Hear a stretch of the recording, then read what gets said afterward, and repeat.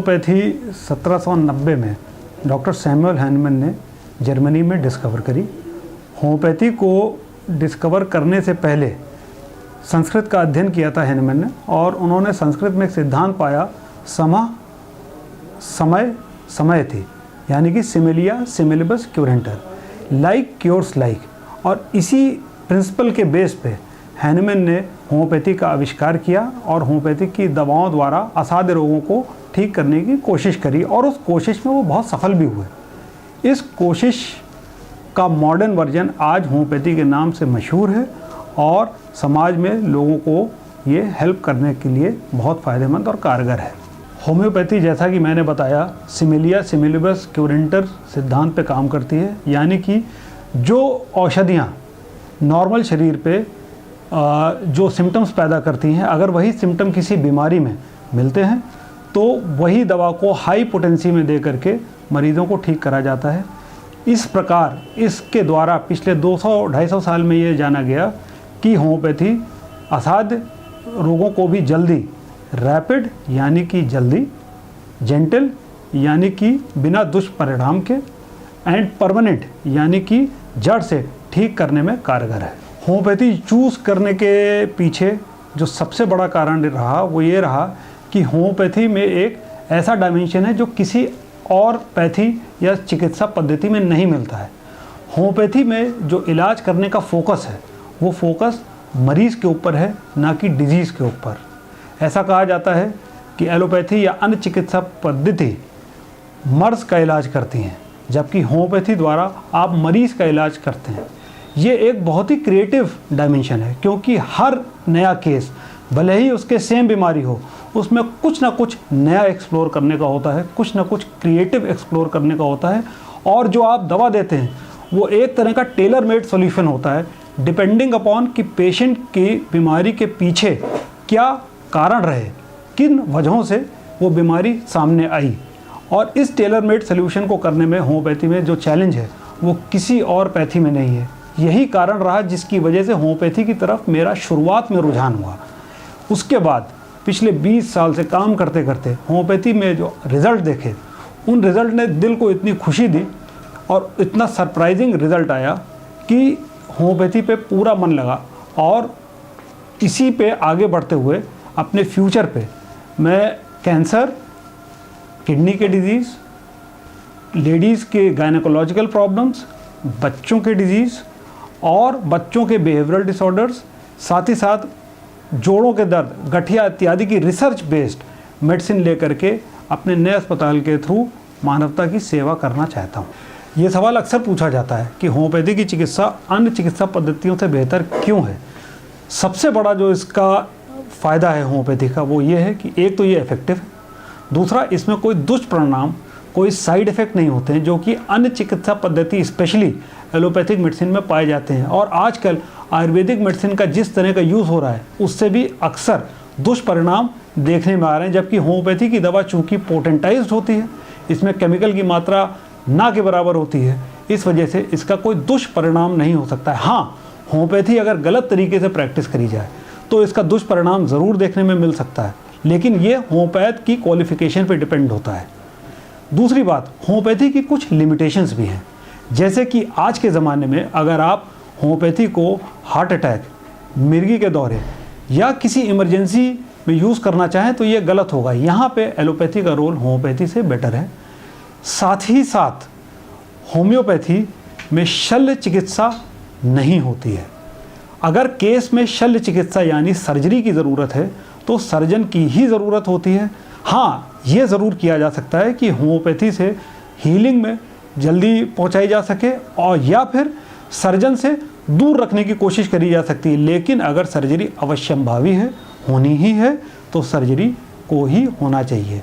मगर दुष्परिणाम होम्योपैथी में नहीं होते हैं, ये बात पक्की है। Homeopathy is the safer medicine. Homeopathy की दवाइयों को बनाने की प्रक्रिया को पोटेंटाइजेशन कहते हैं। इस स्पेशल प्रक्रिया के द्वारा होम्योपैथी की दवाएं एनर्जाइज हो जाती हैं, और वो एनर्जाइज चार्ज्ड मेडिसिन्स हमारी बॉडी के जो वाइटल फोर्स होता है उसको बूस्ट करती हैं, और उसके थ्रू इम्यून सिस्टम के द्वारा होम्योपैथी की दवा डिजीज़ को ख़त्म करने में सक्षम होती है। होम्योपैथी ये एक मिसकंसेप्शन है सबसे पहले कि होम्योपैथी स्लोली एक्टिंग मेडिसिन है। होम्योपैथी की दवाएं अगर सही हों तो बहुत जल्दी और बहुत ज़्यादा जल्दी आराम देने में सक्षम है। इसीलिए होम्योपैथी एक्यूट डिजीज़ में भी उतनी ही कारगर है जितनी कि क्रॉनिक या असाध्य रोगों में कारगर है। साथ ही साथ होम्योपैथी की जो मेन फील्ड ऑफ एक्शन है वो क्रॉनिक डिजीज़ है। एक्यूट डिजीज़ में आजकल एंटीबायोटिक वगैरह जल्दी फ़ायदा करते हैं, इसलिए लोगों का रुझान एक्यूट डिजीज़ में एलोपैथी की तरफ है। लेकिन अगर होम्योपैथ को चांस दिया जाए तो एक्यूट डिजीज़ में वो उतना ही बढ़िया काम कर सकते हैं और कर रहे हैं, जैसे कि मैं करता रहा हूँ। मगर होम्योपैथी की जो सबसे बड़ी लिमिटेशन है वो है सर्जिकल डिसऑर्डर्स। जैसे कि किसी को पित्त की थैली में पथरी हो, उसको होम्योपैथी ना करा करके सर्जरी करा लेनी चाहिए। जैसे कि किसी को गंभीर चोट लग गई हो, फ्रैक्चर हो गया हो, तो ऐसे में ऑर्थोपेडिक सर्जन के पास जा कर के या तो प्लास्टर बंधवाना पड़ेगा या उसको ऑपरेशन करवाना पड़ेगा। सिमिलरली अगर मिर्गी का दौरा हो, हार्ट अटैक हो या अति गंभीर सेप्टिसीमिया हो या प्लेटलेट काउंट कम हो गए हों, जहाँ पे जान का खतरा हो, वहाँ पे होम्योपैथ के पास ना जा करके, होम्योपैथी की तरफ ना जा करके फ़ौरन एलोपैथी की शरण में जाना चाहिए। इमरजेंसी मेडिसिन का फ़ायदा उठाना चाहिए। ये बात पक्की है कि होम्योपैथी उतनी ही सक्षम एक्यूट डिजीज़ में है जितनी कि क्रॉनिक डिजीज़ में। होम्योपैथी बच्चे, बूढ़े, महिलाएं, जवान सबको बराबर रूप से फ़ायदा करती है। हाँ, मज़े की बात यह है, मीठी गोली होने की वजह से बच्चों को होम्योपैथी की दवाएं बहुत पसंद होती हैं और वो होम्योपैथी की दवा को बिना किसी झंझट के, बिना अपने माता पिता को परेशान करे खा लेते हैं। और चूंकि उनको इफेक्ट उतना ही बढ़िया मिलता है जितना किसी और विधा में, इसलिए बच्चों में होम्योपैथी एक अच्छा विकल्प है दवा देने के लिए। हाँ, होम्योपैथी का एज प्रिवेंटिव मेडिसिन बहुत ही बढ़िया रोल है। 2 तरह के प्रिवेंशन होम्योपैथी में पॉसिबल हैं। पहला, जो एक्यूट डिजीज़ समाज में चल रहे हों, जैसे कि हर साल हम लोग देखते हैं कि एक वायरल फीवर नए किस्म का आ जाता है। इस तरह के वायरल फीवर से बचाव के लिए होम्योपैथी सक्षम है। मीज़ल्स, काली खांसी, पुरानी खांसी, मम्प्स, चिकन पॉक्स, इस तरह के वायरल डिजीज़ हों, इससे बचाव के लिए होम्योपैथी बहुत सक्षम है। लेकिन इम्यूनाइजेशन का अपना रोल है और दरअसल इम्यूनाइजेशन जो बच्चों में जो गवर्नमेंट ऑफ इंडिया के द्वारा रिकमेंडेड है, मेरा मानना है कि ये हर बच्चे में होना चाहिए और इसके विकल्प के रूप में होम्योपैथी को कभी भी यूज़ नहीं करना चाहिए। मगर यहाँ पे ये जानना भी ज़रूरी है कि आज जो एलोपैथी में इम्यूनाइजेशन का कॉन्सेप्ट चल रहा है, इस कॉन्सेप्ट की शुरुआत सबसे पहले जो की गई वो होम्योपैथ्स द्वारा ही की गई। दरअसल इम्यूनाइजेशन होम्योपैथी से ही इंस्पायर्ड है।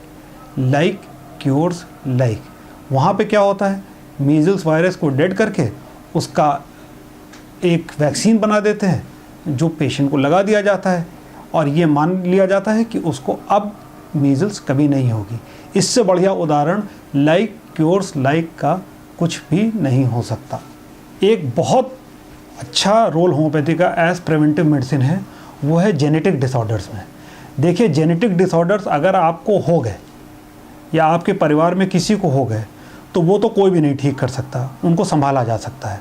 लेकिन वंश में वो डिजीज़ आगे ना बढ़े, यानी कि वंशानुगत जितनी भी डिसऑर्डर्स हैं उनको, उनकी रोकथाम नेक्स्ट जनरेशन के लिए जाने के लिए इसमें होम्योपैथी बहुत यूज़फुल है और इसमें होम्योपैथ बहुत ही सक्षम है वंशानुगत हेरिडिटरी डिसऑर्डर्स को आगे वंश में बढ़ने ना देने के लिए। एलोपैथी पे भरोसा लोगों का बढ़ा ही है, मगर एलोपैथी में जो सबसे बड़ी प्रॉब्लम है वो ये है कि क्रॉनिक डिजीज़ का कोई भी इलाज एलोपैथी में नहीं है।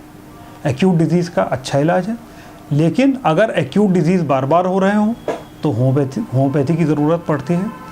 अगर डिजीज़ क्रॉनिक है, इम्यून बेस्ड है, तो एलोपैथी में केवल सिम्टम्स को दबाया जा सकता है। जैसे खुजली हो रही हो, किसी को अर्टिकेरिया हो, उसको बार बार खुजली होती हो, उसको बार बार खुजली दबाने की दवा दे दी जाए, जैसे कि सिट्रिजिन दे दी जाए, मगर उसको क्योर नहीं कर सकते।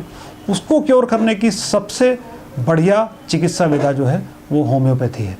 तो केवल साइड इफ़ेक्ट्स ही होम्योपैथी को सुपीरियर नहीं बनाते हैं एलोपैथी से, बल्कि क्रॉनिक डिसऑर्डर्स में होम्योपैथी का रोल सुपीरियर है बाकी किसी और पैथी से। और अगर उसके साथ आप मैनेजमेंट ऐड कर दीजिए, जैसे कि हमारे हॉस्पिटल में गठिया का रोग का इलाज अगर हम करते हैं तो साथ में मैनेजमेंट के लिए हमने फिजियोथेरेपी का एक डिपार्टमेंट बना रखा है।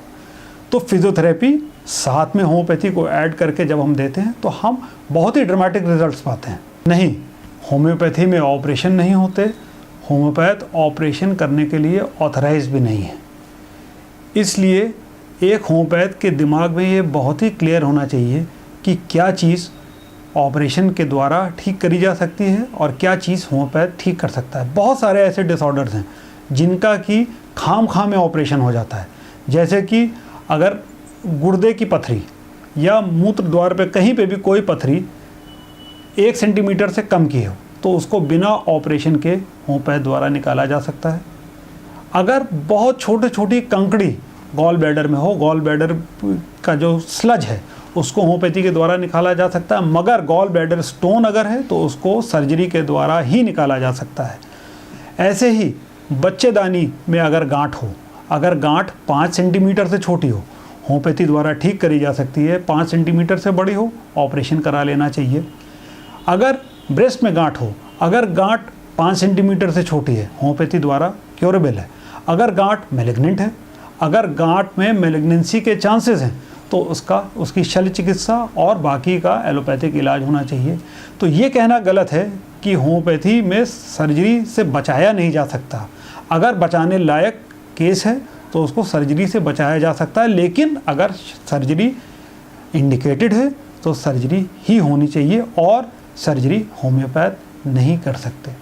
ये एक बहुत पुराना मिसकंसेप्शन है कि होम्योपैथी की दवा धीरे फ़ायदा करती है। इसके ठीक विपरीत, अगर होम्योपैथी की दवा सही है तो वो चाहे एक्यूट डिजीज़ हो चाहे क्रॉनिक डिसीज़ हो, होम्योपैथी की दवा का इफ़ेक्ट 24 घंटे से लेकर के 72 घंटे के भीतर दिखने लगता है। और ये कहना कि होम्योपैथी की दवा धीरे काम करती है बिल्कुल गलत है। ये मान्यता गलत है कि होम्योपैथी की दवा पहले हर रोग को बढ़ाएगी और फिर घटाएगी। ऐसा कुछ परिस्थितियों में हो सकता है। एक्यूट डिजीज़ हो, होम्योपैथी की दवा सही हो तो 1-2 घंटे के लिए एक शार्प एग्रीवेशन सिम्टम्स में आ सकता है, मगर मरीज़ अंदर से अच्छा महसूस करने लग जाता है। इसको होम्योपैथिक एग्रीवेशन करते हैं, इससे बहुत जल्दी रिलीफ आता है। दूसरा, क्रॉनिक डिजीज़ में आप होम्योपैथी की दवा उस पोटेंसी में दे दें, उस हायर पोटेंसी में दे दें जिसकी की ज़रूरत नहीं है और ज़्यादा मात्रा में दवा दे दें तो एग्रीवेशन हो सकता है। ऐसे में होम्योपैथी की दवा पर रोक दीजिए, फ़ायदा आना शुरू हो जाता है। तीसरा, एक कंडीशन होती है, एक जटिल रोगी आपके पास आया, उसकी एलोपैथी की दवा पहले से चल रही है, आपने होम्योपैथी की दवा दी या उसने होम्योपैथी की दवा ली और एलोपैथी की दवाएं एकदम से बंद कर दी। ऐसे में रोग का बढ़ जाना बिल्कुल नेचुरल है और उसको फिर अलग तरीके से संभालना पड़ता है। लेकिन ये कहना कि हर रोगी को हर बार ठीक होने से पहले उसको रोग का एग्रीवेशन होगा, उसका रोग बढ़ेगा, ये बिल्कुल गलत है। होम्योपैथी की दवाइयों का कोई साइड इफ़ेक्ट नहीं होता, यानी कि आपने जोड़ों के दर्द की दवा कई सालों तक खाई और आपकी किडनी ख़राब हो जाए, ऐसा एलोपैथी में तो हो सकता है और होता भी है। मगर होम्योपैथी की दवा अगर आपने खाई तो आपको ये साइड इफ़ेक्ट नहीं होगा। मगर अगर किसी का लिवर ख़राब हो और उसको लिवर की दवा ना दे करके गुर्दे की दवा दे दी जाए तो जाहिर सी बात है कि उसको बुरा इफ़ेक्ट आएगा, या दवा ज़रूरत से ज़्यादा हाई पोटेंसी में दे दी जाए तो उसका बुरा इफ़ेक्ट आएगा। तो होम्योपैथी की दवा का बैड इफ़ेक्ट हो सकता है मगर साइड इफ़ेक्ट नहीं हो सकता। ज़्यादा पूछताछ करनी चाहिए, क्योंकि मरीज़ों को जब आप पूरा समझेंगे नहीं, उनकी परेशानियों के बारे में जानेंगे नहीं, उन लक्षण के पीछे की कहानी को समझेंगे नहीं, आप उसका कभी इलाज नहीं कर सकते। और होम्योपैथी एक ऐसी गहन चिकित्सा पद्धति है जिसमें कि सब कुछ जानना ज़रूरी होता है। कभी कभी ऐसा लगता है कि पेट का दर्द का मरीज़ आया और हमने उसकी मानसिक स्थिति के बारे में क्यों जाना, लेकिन हम सब जानते हैं कि कभी कभी ऐसा होता ही है कि इम्तिहान से पहले पेट में दर्द होने लगता है।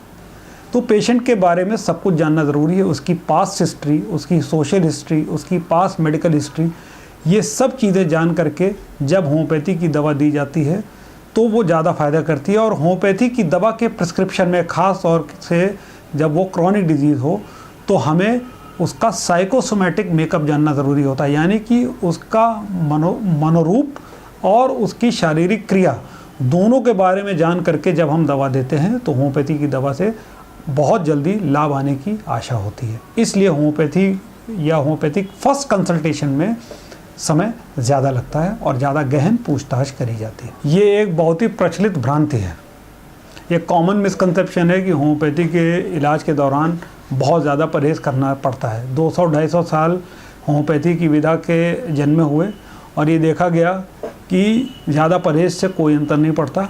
हाँ, इलाज के समय जैसे मधुमेह डायबिटीज़ का रोगी हो, उसको मीठा नहीं खाना चाहिए, होम्योपैथी की दवा चले चाहे एलोपैथी की दवा चले, उसको मीठा नहीं खाना चाहिए।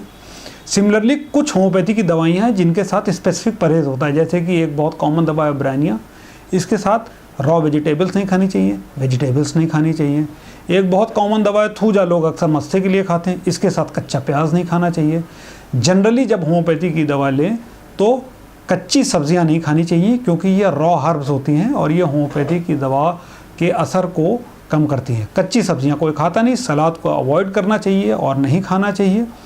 और जैसे कि लहसुन हुआ, कच्चे रूप में लहसुन नहीं लेना चाहिए, अजवाइन कच्ची नहीं लेनी चाहिए। ये सब हर्ब्स हैं, ये होम्योपैथी की दवा के एक्शन में इंटरफेयर कर सकती हैं।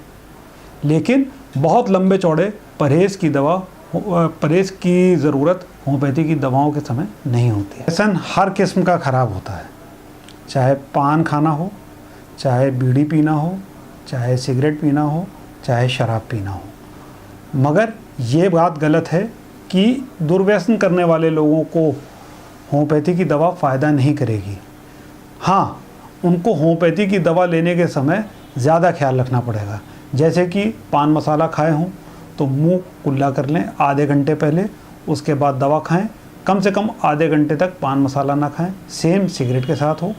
अल्कोहल भी दवा के साथ ना लें और अगर लें तो कम से कम आधे घंटे का अंतर हो। होम्योपैथी की दवा जो गोलियां होती हैं उनकी खासियत ये होती है कि वो पेट के द्वारा शरीर में एब्जॉर्ब नहीं होती हैं, वो मुंह के द्वारा सबलिंगुअल टंग के द्वारा एब्जॉर्ब होती है, इसीलिए उनको चूसने को कहा जाता है। इसलिए जब भी होम्योपैथी की गोलियां खाएं तो मुंह को साफ दुर्गंध रहित होना चाहिए। दूसरी चीज़, जो होम्योपैथी के लिक्विड्स होते हैं वो पेट से एब्जॉर्ब होते हैं, उसके लिए जब दवा खाएं तो कम से कम 10 या 20, अच्छा हो कि 20 मिनट आगे और पीछे कुछ खाया पिया ना जाए। निहित स्वार्थ को साधने के लिए समाज में ये भ्रांति फैला रखी है कि होम्योपैथी की दवाएं या होम्योपैथिक पद्धति साइंटिफिक नहीं है। इंडिया में एक सेंट्रल रिसर्च काउंसिल है जिसकी साइंटिफिक एडवाइजरी कमेटी का मैं मेंबर हूँ। यूपी से ऐसा मेंबर होने वाला मैं दूसरा या तीसरा व्यक्ति हूँगा। और रिसर्च के द्वारा ये साबित हो चुका है कि होम्योपैथी की दवा साइंटिफिकली काम करती है। और वैसे भी पिछले 200 साल से होम्योपैथी प्रैक्टिस करी जा रही है। अगर इसका एम्पेरिकल एविडेंस ये बताता है कि ये काम करती है, अगर ये काम ना करती तो सर्वाइव ना करती। दूसरा, साइंस, फिजिक्स और केमिस्ट्री के लेवल पे होम्योपैथी अब प्रूव होने लगी है।